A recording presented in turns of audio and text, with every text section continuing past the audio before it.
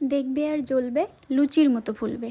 আমাদের প্রত্যেকের জীবনেই এমন কিছু মানুষ থাকে যারা আমাদেরকে দেখে আর লুচির মতো জ্বলে আর ফুলে ওঠে। যাই হোক, আজকে আমার রেসিপি হচ্ছে ফুলকো ফুলকো লুচি। প্রথমে আমি এখানে বেশ কিছু ময়দা নিয়ে নিয়েছি, পরিমাণ মতো লবণ দিয়ে দিলাম, আর দেব চিনি। একটু মিষ্টি মিষ্টি করব, তাই আমি এখানে 2 টেবিল চামচ পরিমাণ চিনি দিয়ে দিয়েছি। খুব ভালো করে মেখে নিলাম। এরপর অল্প সরিষার তেল দিয়ে দিলাম, দিয়ে আরও খুব ভালো করে মেখে নেব। যতক্ষণ না পর্যন্ত হাতের মুঠায় দিলে একটা দলা পেকে যাবে, ততক্ষণ পর্যন্ত মেখে নেব। এই দেখুন দলা পেকে গেছে। এই পর্যায়ে অল্প অল্প করে জল দিয়ে মেখে নেব। একসাথে বেশি জল দিলে অনেক সময় জলের পরিমাণটা বেশি হয়ে যায়, তখন আবার ময়দা দেওয়ার দরকার হয়। এজন্য অল্প অল্প করে দিলে ভালো হবে। আমি এখানে অল্প পরিমাণ করে জল দিয়ে 2-3 বার করে দিয়ে দিয়েছি। জলটা দিয়ে এরকম একটা ডো তৈরি করে নিয়েছি। এবার খুব ভালোভাবে মেখে নেব। যে যত বেশি সময় নিয়ে ভালোভাবে মেখে নিতে পারবেন, লুচিটা ততই ভালো আসবে। তো আমি এখানে মোটামুটি বেশ কিছুটা সময় ধরে ভালোভাবে মেখে নিয়েছি। এরপর একটা ঢাকনা দিয়ে এভাবে ঢেকে রেখে দিলাম, আর ঢাকনার ওই ছিদ্রটা একটা ছোট কাগজ দিয়ে আটকে দিলাম। আর লুচির সঙ্গে করব হচ্ছে বাঁধাকপি, নিরামিষ বাঁধাকপি। তার জন্য বাঁধাকপিটা একদম কুচি কুচি করে কেটে নিয়েছি।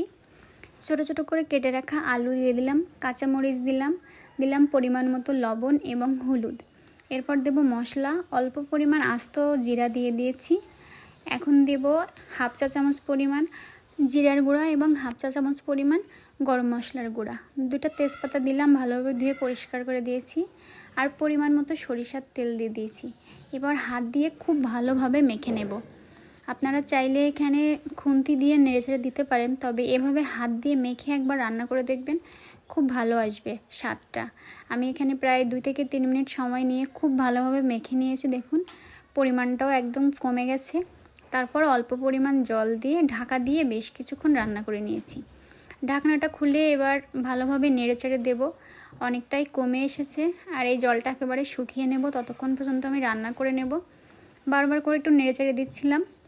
তারপর ঢাকা দিয়ে আরও কিছুক্ষণ রান্না করে নিয়েছি। দেখুন একদম লাস্ট পর্যায়ে চলে এসেছি।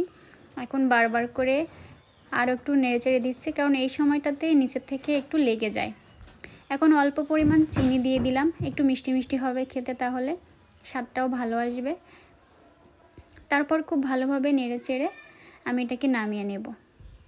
পাতাকপি কিন্তু এখন খুব ভালো লাগে খেতে। তো হয়ে গেছে রেডি আমার পাতাকপি, নিরামিষ পাতাকপি বা বাঁধাকপি যাই বলেন। তো নামিয়ে নিয়েছি, দেখুন কতটা সুন্দর দেখাচ্ছে। এখন প্লেটটা একটা সাইডে রেখে দিলাম, আর এইভাবে ঢাকনাটা উঁচু করে নিলাম। দেখুন একদম তুলতুলে হয়ে গেছে, নরম, একটু বেশি নরম তুলতুলে হয়ে গেছে। যাই হোক, আমি এখানে হালকা পরিমাণ ময়দা অ্যাড করব। একটু মেখে নিয়েছিলাম, সুন্দর তুলতুলে হয়েছে, অনেকটাই ফুলে উঠেছে আগের থেকে। এখন অল্প পরিমাণ এই যে আর একটু ময়দা দিয়ে খুব ভালোভাবে মেখে নেব। খুব ভালোভাবে মেখে নিতে হবে, একটু সময় লাগবে এই কাজটা করতে, তবে যত ভালোভাবে মেখে নেবেন লুচিটা ততই ভালো আসবে। তো মোটামুটি আমার হাতে অতটা সময় ছিল না, আমি ঝটপট করেই মেখে নিয়েছি। এখন আলাদা করে একটা বাটিতে তেল নিয়ে নিয়েছি, আর তেলটা এভাবে পিঁড়িতে চারপাশে খুব ভালোভাবে লাগিয়ে দিলাম। বেলুনটাতেও লাগিয়ে দিলাম তেলটা। এখন আস্তে আস্তে করে আমি বেলে নেব।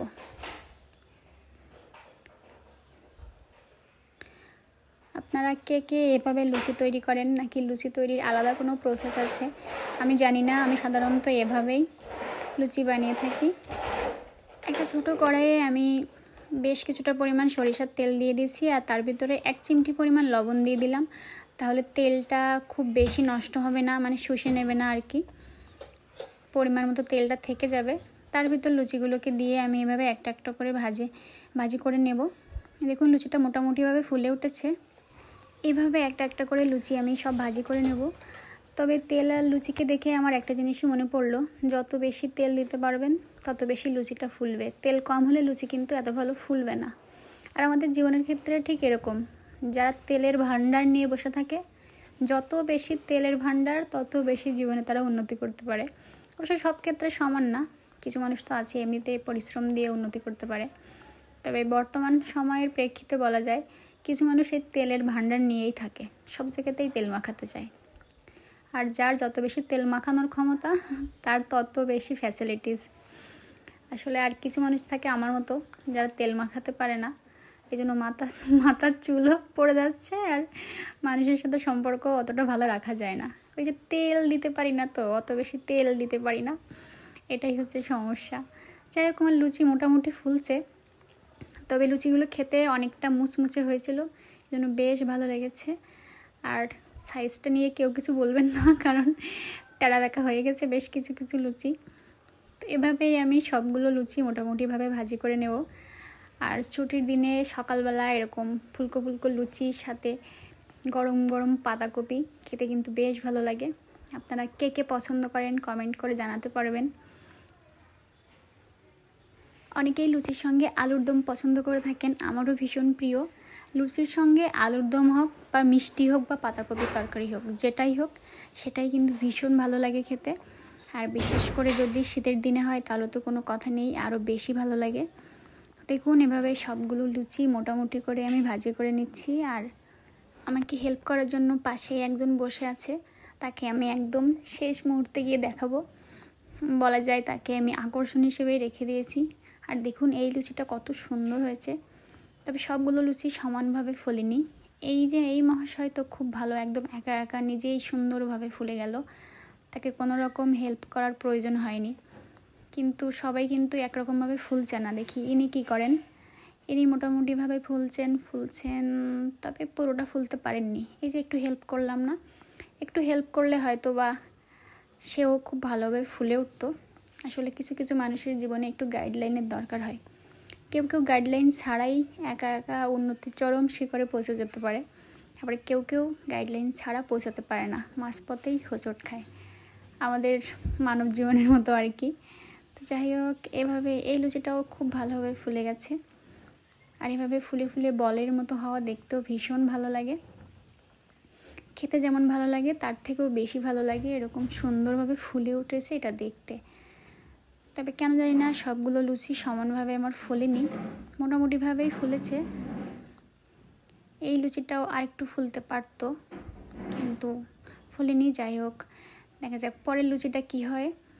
এখন তেলের পরিমাণটা অনেকটা কমে এসেছে, আর আমি চুলার আঁচটাও একদম লো করে দিয়েছি, মানে লো টু মিডিয়ামের মাঝে মাঝে রেখেছি। এভাবে যে বাকি লুচিগুলো আছে সেগুলো আমি একটা একটা করে ভাজি করে নেব।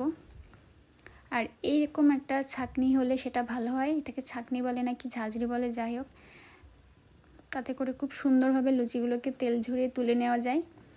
এই একটা ঝাঁঝরি দিয়ে অনেকগুলো কাজ করা যায়। এই ছোটো লুচিটা দেখুন একদম ফুলে বলের মতো হয়ে গেছে। তো ভালোভাবে ঘুরিয়ে ঘুরিয়ে ভাজি করে নেব যেন লুচিগুলো মুচমুচে হয়। অনেক সময় 2-3 বার করে ঘুরিয়ে ঘুরিয়ে ভাজি না করলে মুচমুচে হয় না, একটু নরম হয়ে যায় বা নেতিয়ে পড়ে। এই লুচিটা দেখে কেউ হাসবেন না, এই লুচিটা একজন স্পেশাল মানুষ তৈরি করেছে। এটা তো একদম হার্ট শেপ হয়ে গেল, হার্টের ভিতরে বড় একটা ফোড়ার মতো দেখা যাচ্ছে। যাই হোক, এত সুন্দর লুচি হবে আমিও ভাবতে পারিনি। আর এই লুচিটা কে বানিয়েছে সেটা আমি আপনাদেরকে লাস্টে দেখাবো। পুরোটা খুব ভালোভাবে ফুললে হয়তো সুন্দর দেখাতো, একদম হার্ট শেপ হয়ে যেত। আমি একটু ঘুরিয়ে ঘুরিয়ে ভাজি করে নিলাম যেন খুব ভালো মুচমুচে হয়। আর এই দেখুন, এই হচ্ছে কারিগর, ইনিই বানিয়েছেন এই হার্ট শেপ লুচিটা। আর এটা হচ্ছে একটা হামানদিস্তার মতো, কাঠের হামানদিস্তা, সেটাকে বেলুন হিসেবে ব্যবহার করেছে। আর এই দেখেন ছোটো ছোটো লুচি, এগুলোকেও এখন ভাজি করে দিতে হবে। দিলাম ভাজি করে। এই লুচিগুলো অবশ্য অতটা ফোলেনি, তার হার্ট শেপ লুচিটা যতটা ফুলেছিল। সুন্দর হয়েছে। অবশ্য ভয়েস দেওয়ার সময় সেও ছিল আমার পাশে, দেখছে আর মিসকে মিসকে হাসছে। তো এই ছোটো ছোটো লুচিগুলোকেও ভাজি করে নিলাম। আসলে ছোটো বাচ্চাদের সাথে অনেক কিছুই করা লাগে সব সময়। একটা তো ভাজি হয়ে গেল, এখনও অন্য একটা বাকি আছে, সেটাও ভাজি করে দিতে হবে। এই যে এটাই ছিল লাস্ট লুচি। এই লুচিটা এক সাইডে হালকা একটু ফুলেছিল, কিন্তু পুরোটা কেন জানি ফুললো না। তবে ভালো করে ভাজি করে নিলাম মুচমুচে করে একদম। এই লুচিগুলো একদমই নরম তুলতুলে হয়ে যাবে না, মানে একদম নেতিয়ে পড়বে না, খুব সুন্দর মুসমুসো থাকবে।